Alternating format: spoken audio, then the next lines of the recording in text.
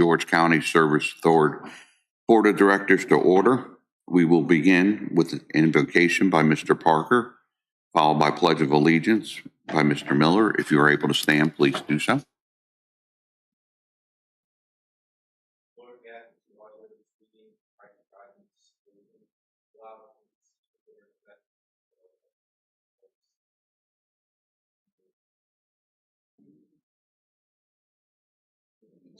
To the flag of the United States of America and to the republic for which it stands, one nation, under God, indivisible, with liberty and justice for all.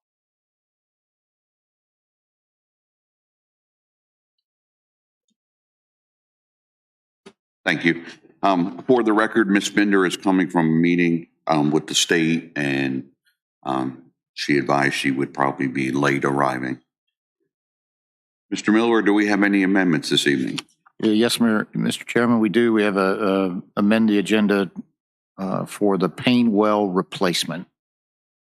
Okay. We'll put that in under action item 804. Okay. Public comment. So moved. Oh. Second. Motion's been made and second. All in favor? Aye. Aye. Chair votes aye. Agenda is amended. Okay. Moving on, public comments. Anybody in the audience wish to speak this evening? Mr. Dine, do we have anybody online? Thank you, sir. Report from the members. Mr. Parker. No report, sir. Ms. Kupka. No report today. Ms. Cleveland. No report. Thank you. And I had an interview with Kathy Dyson from the Freelance Star, reference the funding we received via the state. And I think you all seen the article she wrote about that. And that's it for me.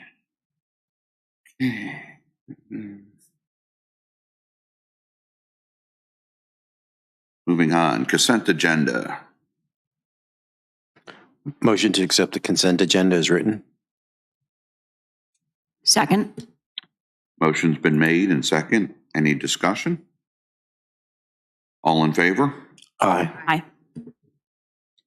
Ms. Cleveland? Is that aye? Yeah. Chair votes aye. Motion carries. Okay, report from the county attorney. Ms. Lack. I did a FOIA training for one member, and I have extended the offer if anyone else is interested in a FOIA training or requires any other general training. I'm available for that, but I have nothing further to report. Thank you, ma'am. Okay, presentations and reports.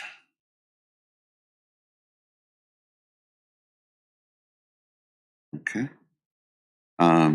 Moving on to action items, the Payne well. Ms. Pitts. Good evening, Mr. Chair, members of the board. I'm here before you this evening to request the award of a contract for the Payne well pump replacement project. I apologize for not having this in your board packet sooner. There were some variables that I needed to confirm before drafting the board report, and that wasn't ready until the end of last week. Procurement issued IFB 0726-2022-1400 and opened bids on July 26th. One bid was received and the references were checked. Engineering concluded that the bid was reasonable. The scope of work will include, but not be limited to, the following: clean the existing 8-inch casing to a depth of approximately 760 feet to the top of the fill material that is in the casing, estimated to be approximately 25 feet of fill material. Remove the brush and install pipe to the top of the fill material. Airlift the fill material from the well until the bottom of the well is reached or until no additional progress can be made. Remove the pipe and swab the well casing, then redevelop the well. Furnish and install a new well pump. The new pump shall be capable of efficiently pumping 50 gallons per minute at 580 feet TDH with a motor connected to a 460 volt 3-phase motor. The installation of the well pump shall include 520 feet of 4-inch galvanized pipe, 3 4-inch DI check valves, submersible wire, and a 1/4-inch SS air line. perform a pump test demonstrating the pump's capability of producing 50 gallons per minute for 1 consistent hour and any other necessary performance test to meet regulatory standards, disinfect the well in accordance with VDH and DEQ requirements, including obtaining acceptable bacteriological results, reconnect the well to the existing water system, project and site cleanup, and providing all documentation on all assets installed. With that, I would request that you authorize the general manager to issue a notice of award and to execute a contract with Sidner Hydro, Inc. in the amount of $78,345, subject to approval as to form by the county attorney. And with that, I am happy to answer any questions. Mr. Chairman, I have a question. Can I go ahead? So I have a question about, so whenever I see things like with just one bid come in, that just perks my attention. So the question is, you said that the engineering did review it and said the bid was reasonable. What do they look at to determine whether or not they decide whether or not the bid is reasonable? In this instance, engineering reached out to other vendors, as well as some of our engineering firms that work with us to determine the price and reasonableness on this bid. And also in this case, another vendor was reached out to before the bid was put out and provided almost, it was only about $1,000 off from this bid. So that's how it was determined. Thank you. And I'm just curious, is because I think that it was completely unrelated, but we only got one bid in for the last one that you went over to. Is that normal where you would only have one person, or? I think it depends. So maybe a better way to explain this would be to explain how we put out a bid. So we post on EVA, which is the state's procurement website. And when you post a solicitation, there are certain vendor codes that you would put in based off of the service that you're looking for. And it mass generates notification to all the vendors that could possibly provide that good or service. And in this instance, only one vendor decided to respond. If I could ask, maybe after if you want to vote on it, we might ask Mr. Eisenbeis to just comment on the general state of getting some of these kind of things taken care of from the maintenance side. I know, we do our best to try to get as many bids, but right now, with the well drillers, we have had some really tough times getting multiple bids. I don't know what the situation is. I don't know if they can't make the commitment because of pricing and the logistics and getting pipe and things like that. Those are all variables that are impacting that. So just to let you know from being in the industry, just general drilling, like for even just geotechnicals, is 8 to 12 weeks out if they want to do it. And it's premium prices right now. So you're going to pay through the nose to get it because everybody's booked. And then for specialty things like this is a very specialized contractor. You're not going to find but 1 or 2 people that are going to do it. And either they're going to bid because they need the work, or they don't need the work and they're stacked up busy and they just are not going to look at the RFP. It's really what you're looking for when it's something this specialized. I think if we put out a bid for something that's more normal, like excavate and install pipe in the ground, you'll get a bunch more contractors because there's a lot of people that do that work. This well work is very, very specialized. There's probably only a handful of people in Maryland and Virginia that do it. Yeah, thank you for that. And I appreciate that they took a look over it to make sure that it seemed like it was reasonable because, of course, I don't know what would be reasonable or not. So that was nice that we did the due diligence even with that one bid. So thank you for that. Yeah, thanks. Thank you. And thank you, Mr. Parker, for that insight. Any other questions, discussion? Do I have a motion?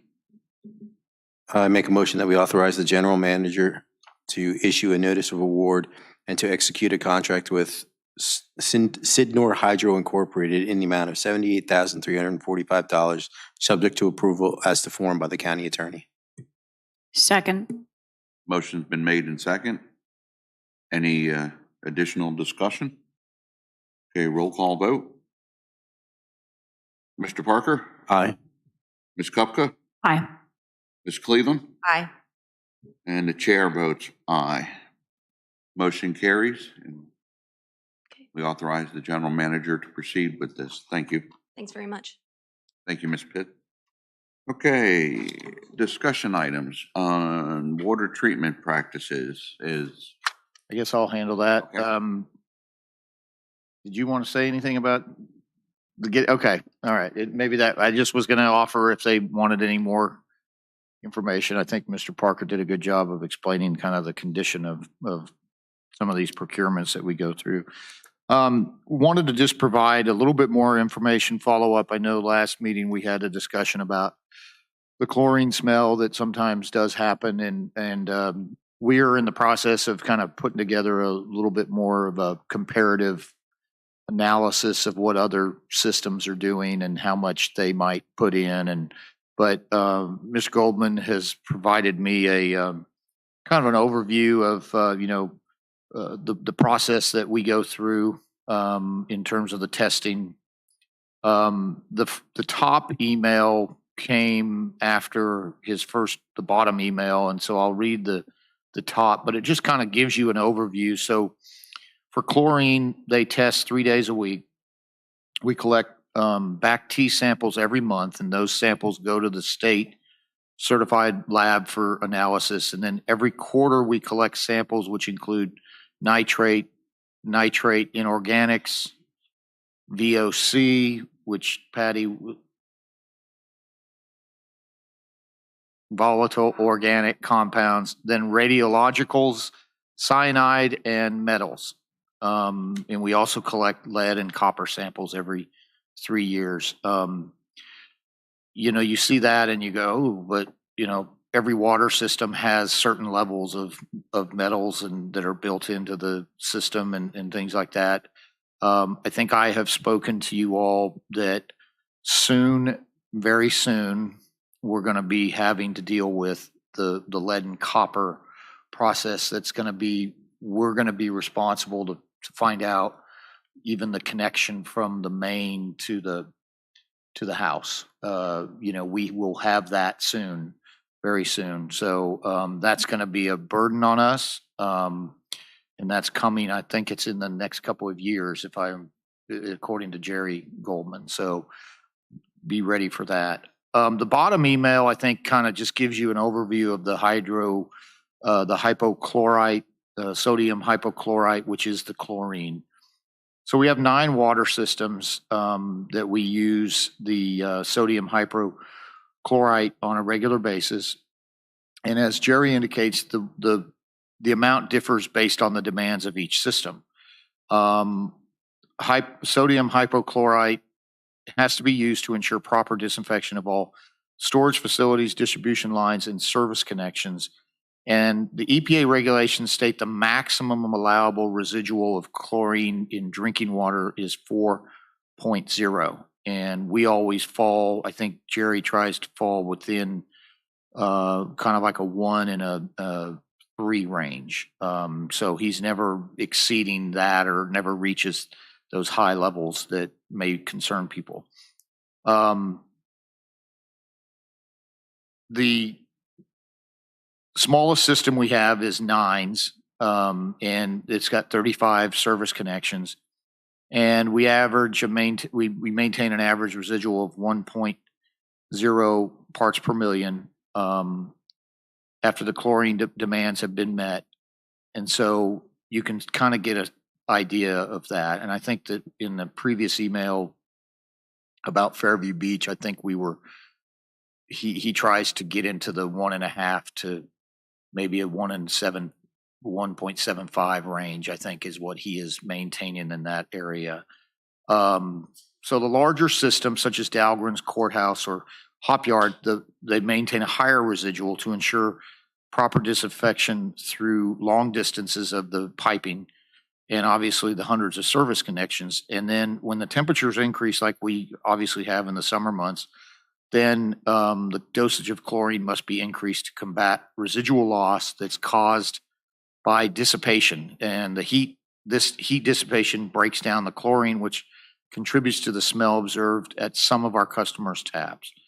I think the main thing that I just, really want to emphasize is that Jerry does a good job of working with the various systems that Jerry and his team do a good job of working with the various systems that we have to make sure that, it's not overpowering. And as I said, if you ever have a situation where, you do have a cause for some concern, just please contact us. And I say that not just to you board members, but to any citizen who's a ratepayer and on the water system. If you have a concern, call the office. They can answer it. They can, they'll follow up and do a retest or whatever they need to do to get it right. But I do think that they do a very good job to keep the systems disinfected and to meet the customer's needs. But we'll provide more information. I think it's very instructive. And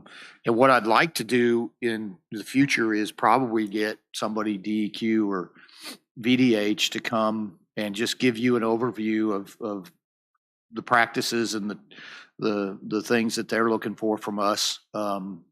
Very important things to know and knowledge for everybody. And because I know that you have fellow ratepayers that contact you and want to talk about things and voice their concerns. So that's kind of a little overview. Ms. Norris Barker, is there anything that I may have left out? Because she's involved in it as well with Jerry in terms of the pulling together the testing that we do. And I get everything? Okay. I have a question, and I don't know if you can answer this or Mr. Eisbach answer, or we have to go back to Jerry. But in a previous thing, Jerry had said part of the issue is getting the product down the end of the line, because essentially all our systems are dead end systems. If, big if, we ever reach the day where all our systems are interconnected and no longer dead end systems in a loop system, this problem would essentially go away.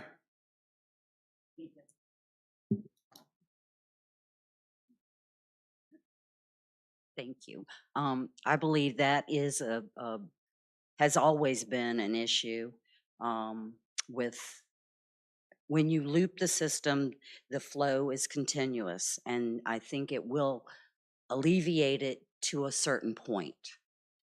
I don't believe that you will get surges at dead ends or say in a cul-de-sac because the water is constantly flowing in circles. Thank you. Any other questions? I have a question. So I actually like the idea of inviting DEQ to give an overview of the practices, because I think that could be really helpful for me to understand the different samples that they take. But something I was going to ask, would it be possible for maybe Jerry to go over the results of some of the samples that he's gotten so we can look at them and understand what they mean? Yes, we can get him back to another meeting. Yes. And I would say that that's also public record, so it's not something that we're like having to produce that's confidential or anything like that. But so yes. Yeah, I just think it might be helpful, and then also to explain the different tests and what they're looking for. It might be a little bit long to get DEQ here to do that. So if he's willing to do that, would be great at some point. Thanks.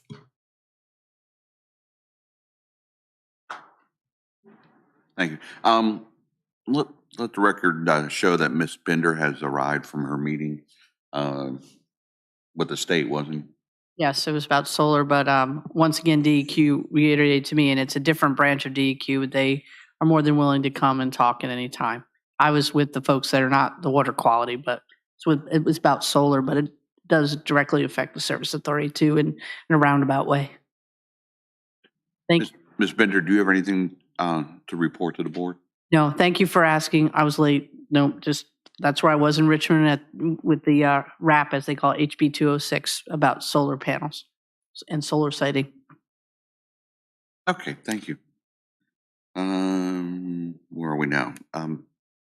Ms. Bowden, or Ms. Lackey, you need to talk to us about in Bowden. I can do a little brief, but then I think it's a tag team. We'll let the legal person come in here. So as you recall, there is a existing agreement with Imboden Environmental Services for the operator in charge, which is the process of testing twice a month. They serve as the county's, the service authority's class 1 operator at the wastewater plants. And they started this role back in August. At this time, back in August, I believe it started on the 11th of August, or actually the 12th of August. And the situation is that we had an initial 6-month agreement with them. Obviously, the situations that happened with the Dahlgren plant precipitated the need to expand their services and to have them begin to take on a greater role, which they have been doing. Obviously, that initial 6-month period ended, but built into the contract were month-to-month allotments for 6 months. And we've now reached the end of that 6 months. We obviously still have the issue, and I'll talk about it in my general manager's report. We still are waiting on negotiations, if you will, for the wastewater contractor proposal to kind of move forward. We're hoping that we can get those underway within the next couple of days and then be in a position to have those get that into you all as a board, future board item. But in the interim, we need to have a contract. And our proposal is that we develop a contract with Imboden for a interim services agreement for 90 days. And it will continue the operator in charge and allows us to make sure that we are meeting all the state's requirements in terms of the class 1 requirements, and then the filing of the DMRs and the things like that have to be filed every 2 weeks. So I guess I'll turn it over to Ms. Lackey if she wants to give you the legal overview of this, but that's what we're recommending. So just a quick recap that the Imboden contract is set to expire, and because of the nature of the services, we can't just renew their current agreement. However, because they were one of the folks that responded to the pending RFQ, what we're proposing to do is do an interim contract so that we'll just have a bridge between a possible award of longer term services under that same contract to either Imboden or the competitor. There's no guarantee that they'll get a longer term contract than what's proposed.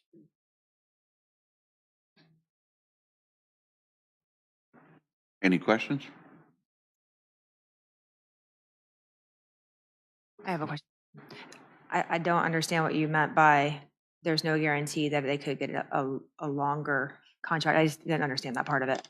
Sure. I think if I'm not mistaken, the RFQ proposes a term of 3 years. So we're not ready to make a recommendation on a 3-year term. So this would just be an interim to allow negotiations to continue and to bring a proposal for a longer term contract back to the board.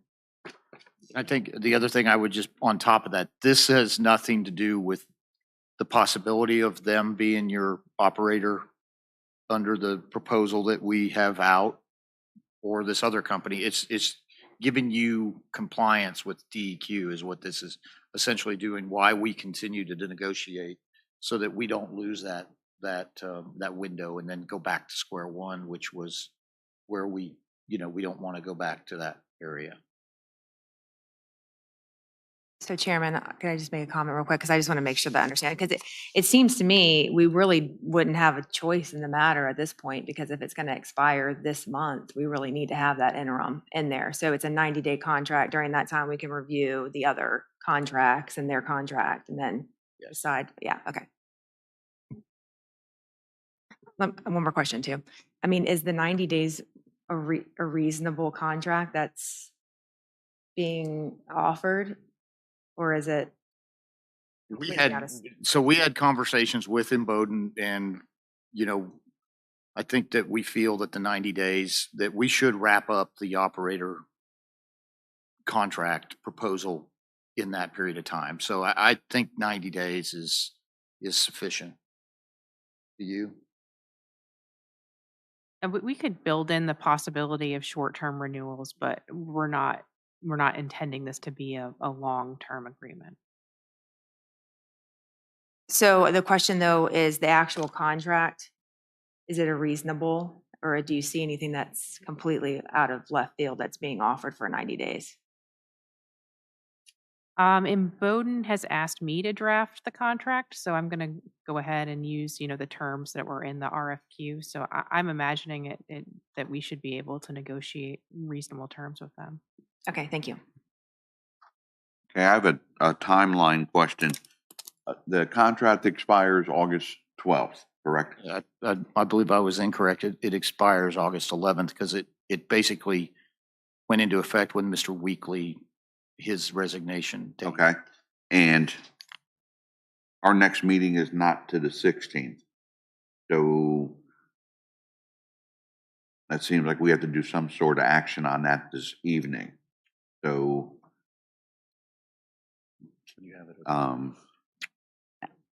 what is the best way? I'm willing to enter a motion if you need one.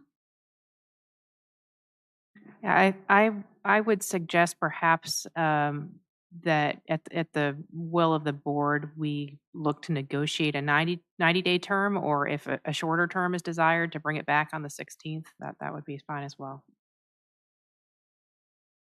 Chairman, I have a question. So I think that voting for the interim contract is something that we could do, but the issue that I have with it is not seeing the contract. So like voting on the actual contract without seeing it right now, anyway. Does that make sense? If it's the will of the board, we could take a brief recess. I do have a copy of the RFQ. If folks wanted to look at the proposed contract terms that are in that, I could make copies of that. I know it's in there, so that's not. So would the motion be then that we would accept it if it was those terms, I guess, or we are okay with it if it was those terms, and so it wouldn't be like super outside of those terms, I guess is what I'm trying to say. Right. I think the agreement would be very similar to their existing agreement, but just with any updated terms and conditions from the RFQ that was recently advertised. Okay. I think that we would be fine that interim between the 11th and the 16th. If this came back on the 16th, or if you approve something tonight, then that we have to come back on the 16th, then we should be fine, because they come and they do these services every 2 weeks that they're having to do. And, obviously they're doing some other advisory services, but I do believe that Bowden is looking to work with us and be very reasonable. So I think if there's a concern about a gap, I think we can cover that and we would be okay. I think our concern was we're in September and we don't have somebody. And that was the bigger concern. So this 5 days or whatever, I think we would probably be okay to cover that. And Ms. Lackey may be able to, put language together that covers that anyhow. So is that something that we can do? I think that that's an additional option, would be just to allow the contract to lapse for a matter of days, because the testing, I think, as Mr. Miller indicated, is on a bi-weekly basis. So that that would be another possible option. In that case, there might be a possible need for an emergency procurement if something happened in the interim. Mr. Chairman, I understand it would be nice if we could see it, but first off, given the various emergencies situations that we've had to deal with in the past year, I don't feel comfortable having a 5-day or 6-day, whatever day lapse in the contract. We need to know that we have someone available if there is an emergency. And frankly, I feel I trust our county attorney, and if she's the one drafting the contract, as in Bowdoin is allowing her to do so, I know that she will fight for the terms most favorable for the county. So I don't have any problem moving forward if we had a motion that would be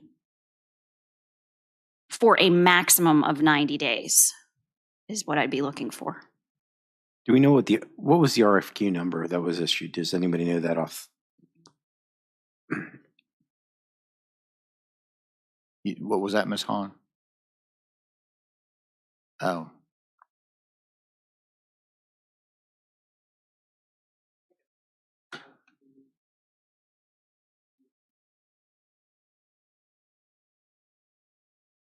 The RFQ number is 05022-022-1400. That was posted to the EVA website, the state website. Okay, so I think I got a motion if everybody's ready. Okay. All right, I make a motion to have the county attorney draft a interim contract within Bowdoin for a maximum term of 90 days, using the terms and conditions that were posted in RFQ number 05022-022-1400. Does that work for a motion? Yes. Second. Okay, motion's been made in second. Any discussion? Roll call vote.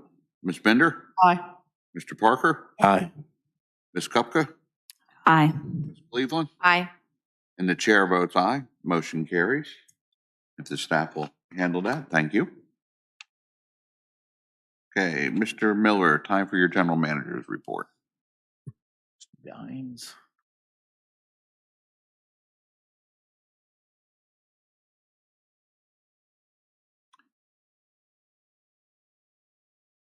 Okay, so a couple items on there. One is some Scada upgrades to the hop yard and the Fairview Beach.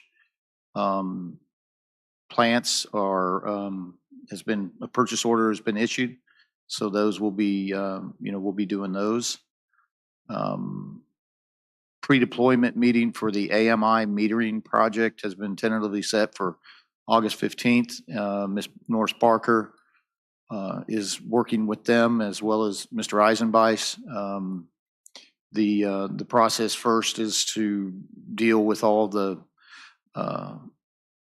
technical, how do I want to say, not wireless necessarily, but the communication, yes, and the communication part of it. And then, as I think we have said in previous updates from the maintenance side, we have talked about that this fall is when we get involved in the cleaning out of the meter boxes and getting all that ready for, the replacement process. So the staff is doing a great job working with the AMI folks on this. So very excited about the project. Update on the wastewater operator contract. So I think we just kind of did an overview of that, but essentially we have two proponents, two proposals that we received, and we were asking, I think I updated the board at the last meeting that we were asking one of the companies to provide more information about their pricing, because their pricing was essentially not really copacetic with the pricing information that we got from Bowdoin. And so we're asking the other proposal to equal it up so that we could do a better comparison. And we are looking to wrap that up and then be in a position to start the process of negotiation so that we can keep this project moving. But my hope is that we'll have a good report at the next meeting. I don't know if we'll have a contract ready for you, but we know that, we got a time sensitive deal. So last week, staff, the water crews and Mr. Hoagland and Bryce Young, our county principal of engineer, met with, and Mike Haggerty from Draper Aiden met, and we were in the Dahlgren well system and updating that, looking for new sites where we could locate some wells. Under the VDH's concerns, they want us to basically, SAFT is to come offline in a couple years. And so we are actually now working on son of SAFT, if you will, which will be like SAFT 2. And it'll probably be in the same location. That is the biggest well. That's the biggest part of the system down there. Payne is a backup, and Payne is a much smaller one. And so if we take SAFT off, we need to have another option. And so we're looking at various sites, and we had folks from VDH there and reviewing some options. CIP. I think we met. CIP work sessions, recommend the first meeting Tuesday, August 8th doesn't exist. We're actually recommending the CIP process would be something later on in the month. I don't know how I got that in there. That's a mistake. I'm not asking you to meet next week because there is no Tuesday, August 8th, first of all. But I think we talked about that, the county has a CIP process that they have to follow. The county or the service authority's CIP process is not as rigorous and not as involving, in the sense that the planning commission has to rank the CIP projects on the county side. So we have a lot of freedom in terms of what we want to do from our standpoint.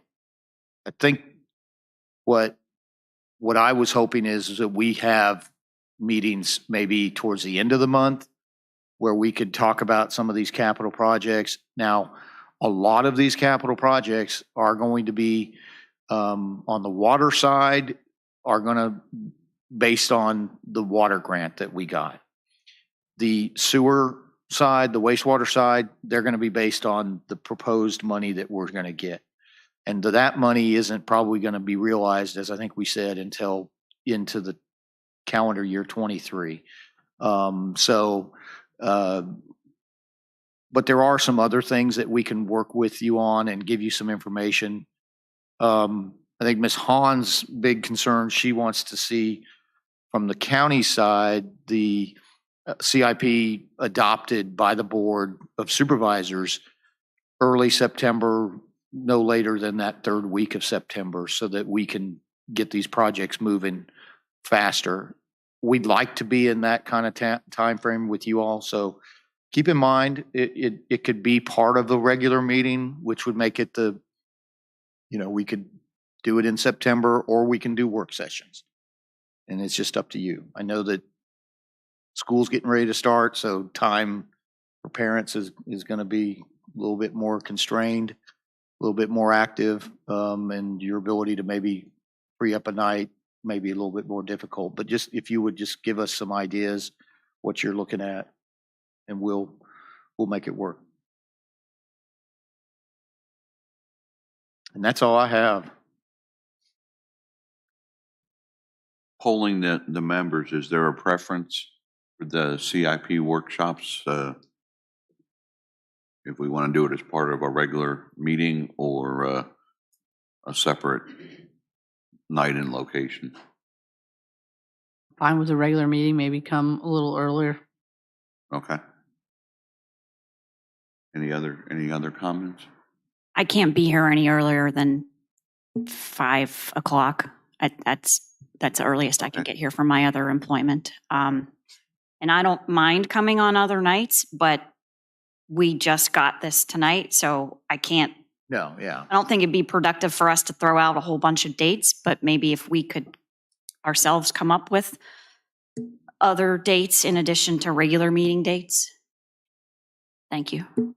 Yeah, I would say if you folks want to pick some dates and send them to Mr. Miller with CC to me, we can kind of see what the consensus is and come back with a proposal to everybody. Good?